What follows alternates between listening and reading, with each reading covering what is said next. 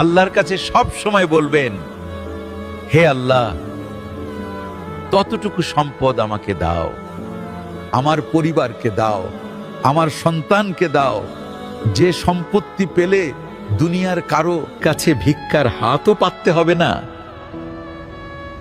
আবার তোমাকেও ভুলে যাওয়া যাবে না।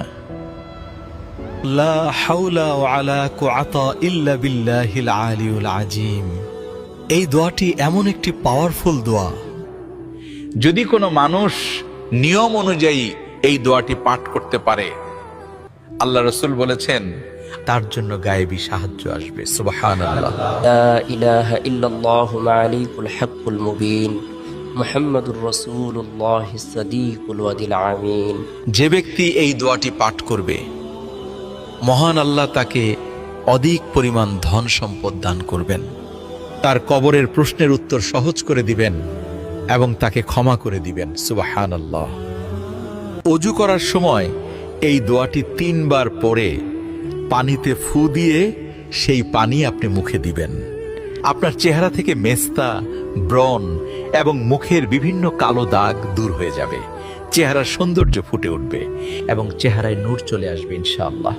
দোয়াটি হলো আল্লাহু নূরুস সামাওয়াতি ওয়াল আরদ আল্লাহুম্মা গফিরলি। বিশ্বনবী খাবারের সময় যে 3টি কাজ করতে নিষেধ করেছেন: 1, যে কোনো কিছুর উপর হেলান দিয়ে খাবার খেতে নিষেধ করেছেন।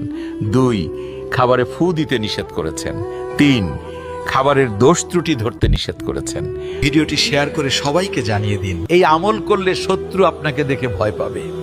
ইয়া কদিরু, এই দোয়াটি 100 বার পাঠ করলে শত্রু আপনাকে দেখে ভয় পাবে। আমলটি নিজে করুন আর প্রিয়জনের সাথে শেয়ার করুন। বাড়ি বন্ধ করার নিয়ম ও দোয়া।